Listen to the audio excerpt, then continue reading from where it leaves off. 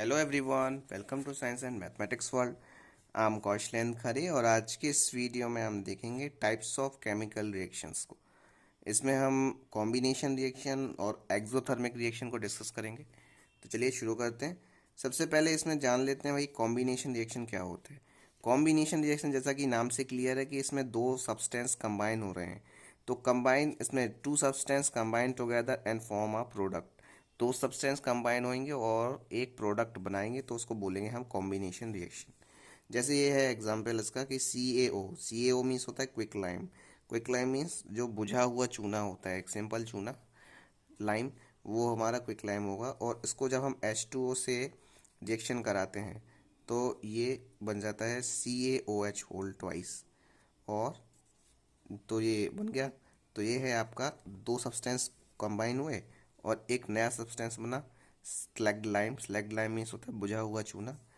और जो पानी में मतलब गीला चूना हो सकता है वो उसको बोलते हैं स्लैग्ड लाइम, बुझा चूना। और ये चूना हो गया, सिंपल चूना क्विक लाइम। और सी ए अब ये तो हो गया आपका कॉम्बिनेशन का एग्जाम्पल के CaO मतलब कैल्शियम ऑक्साइड रिएक्ट कर रहा है वाटर से तो वो बना रहा है क्या, CaOH whole twice calcium hydroxide बना रहा है। अब इसके और एग्जाम्पल देख लेते हैं। C+O2 मतलब कार्बन प्लस ऑक्सीजन जब दोनों मिल जाते हैं तो बनाते हैं क्या, कार्बन डाइऑक्साइड। ये भी एक कॉम्बिनेशन का रिएक्शन का एग्जाम्पल है कि जिसमें दो सब्सटेंस मिलके एक नया सब्सटेंस बना रहे हैं।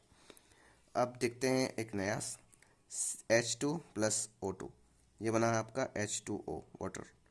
ये H2 गैस है, O2 भी गैस है, वाटर जो है वो लिक्विड है, इसीलिए L लिखा हुआ है यहाँ पे। तो अब देखते हैं, आप यहाँ पे इक्वेशन बैलेंस नहीं है तो इसे यदि बैलेंस करना है तो यदि हम यहाँ पे 2 लगा दें तो ऑक्सीजन बैलेंस हो गई, लेकिन हाइड्रोजन बैलेंस नहीं हो रहा है तो यहाँ पे भी 2 लगा दो तो ये ऑक्सीजन हाइड्रोजन बैलेंस हो गया, ऑक्सीजन बैलेंस हो गया। तो इसमें भी भाई दो सब्सटेंस मिल रहे हैं, दो एलिमेंट्स मिल रहे हैं और एक नया प्रोडक्ट बना रहे हैं। ये है एग्जाम्पल कॉम्बिनेशन रिएक्शन का। अब बढ़ते हैं हम एक्सोथर्मिक रिएक्शन की तरफ। ये बहुत ही इंपॉर्टेंट रिएक्शन है। एक्सोथर्मिक रिएक्शन मीन्स कौन सी रिएक्शन होती है, reaction in which heat is released. तो इसमें ऐसी रिएक्शन होती है कि जिसमें हीट जो होती है मतलब गर्मी होती है वो निकलती है, रिलीज होती है along with the formation of product. Product के फॉर्मेशन के साथ उसे हम बोलते हैं एक्सोथर्मिक रिएक्शन।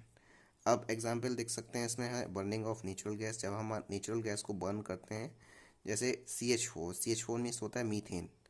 मीथेन गैस को बर्न कर रहे हैं हम ऑक्सीजन की प्रेजेंस में तो बन रहा है हमारा CO2 कार्बन डाइऑक्साइड और H2O गैस निकल रही है।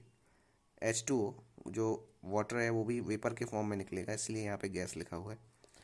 तो जब बर्निंग ऑफ नेचुरल गैस है, ये एक्सोथर्मिक रिएक्शन है क्योंकि इसमें हीट जो है, जब आप देखते हैं कि भाई जब गैस को जलाते हैं तो उसमें हीट निकलती है, तो वो सिंपल एग्जांपल है आपका एक्सोथर्मिक रिएक्शन का। और रेस्पायरेशन, आपको ये जान के आश्चर्य होगा कि जो रेस्पायरेशन है वो भी आपकी एक एक्सोथर्मिक प्रोसेस है। अब वो कैसे है, ये क्वेश्चन आ सकता है आपके एग्जाम में कि ड्यूरिंग डाइजेशन, डाइजेशन के दौरान क्या होता है, food is broken down into simpler substance. Food जो होता है वो सिंपलर सब्सटेंस में टूट जाता है। फॉर एग्जांपल जैसे हम राइस खाते हैं, पोटेटोज खाते हैं, ब्रेड खाते हैं, इन सब में क्या होता है, कार्बोहाइड्रेट्स होता है। These carbohydrates are broken down to form glucose. और ये सारे कार्बोहाइड्रेट्स होते हैं ब्रोक हो जाते हैं, टूट जाते हैं और ग्लूकोज बना देते हैं। ये ग्लूकोज जो होता है ऑक्सीजन के साथ कंबाइन होकर हर सेल में हमारी जो बॉडी रहती है उसमें हमें एनर्जी देता है। और ये पूरी जो प्रोसेस होती है रेस्पायरेशन, और इसी पूरी प्रोसेस को हम बोलते हैं रेस्पायरेशन। और इसीलिए ये क्या है, एक्सोथर्मिक रिएक्शन है। सांस लेना और सांस छोड़ना ये रेस्पायरेशन नहीं है, इसे ब्रीथिंग बोलते हैं। और रेस्पायरेशन क्या होता है, जो हमने खाना खाया उस खाने की जो हार्ड मॉलिक्यूल्स हैं उनको हम सिंपलर मॉलिक्यूल्स में तोड़ देते हैं और वो हमें एनर्जी देते हैं। तो इसमें एनर्जी रिलीज हो रही है, इसीलिए ये है आपकी एक्सोथर्मिक प्रोसेस। ये हमने इसको यहाँ पे आपकी इक्वेशन भी लिखी हुई है, C6H12O6, ये ग्लूकोज है। और इसमें ऑक्सीजन की जब मात्रा मिल रही है, ऑक्सीजन जा रही है अंदर, तो ये बन रहा है C6 CO2, ये बाहर निकल जाएगी। और ये 6H2O ये भी निकल जाएगा। और फिर ये एनर्जी जो है वो भी रिलीज हो रही है। तो ये है आपकी रेस्पायरेशन, जो कि एक एक्सोथर्मिक प्रोसेस है। जो आपने देखा होगा कि जो कंपोस्ट खाद बनाते हैं हम लोग, वेजिटेबल्स के पील्स का मतलब छिलकों को मिट्टी में दबा करके। तो जी decomposition of vegetable matter into compost, ये भी आपकी एक एक्सोथर्मिक प्रोसेस है, क्योंकि इसमें भी आगे चल के एक गैसेस निकलती हैं। तो हीट फॉर्म में निकल रही है, गर्मी के फॉर्म में निकल रही है, तो इसीलिए इसको भी हम एक्सोथर्मिक रिएक्शन बोलेंगे। तो ये थी तुम्हारी दो रिएक्शन, कॉम्बिनेशन रिएक्शन और एक्सोथर्मिक रिएक्शन। और भी रिएक्शंस देखने के लिए हमारे चैनल को सब्सक्राइब कर लें, हमको सबको अच्छे से समझाने वाले हैं। आज की वीडियो में यहीं तक, मिलते हैं अगली वीडियो में। गुड बाय, जय श्री राम।